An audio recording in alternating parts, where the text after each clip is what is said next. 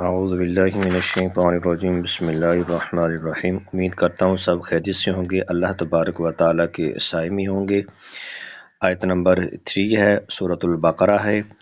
अल्लज़ीना युमिनूना bill गैबि व युक़ीमूनस्सलाता व मिम्मा रज़क़नाहुम युनफ़िकून।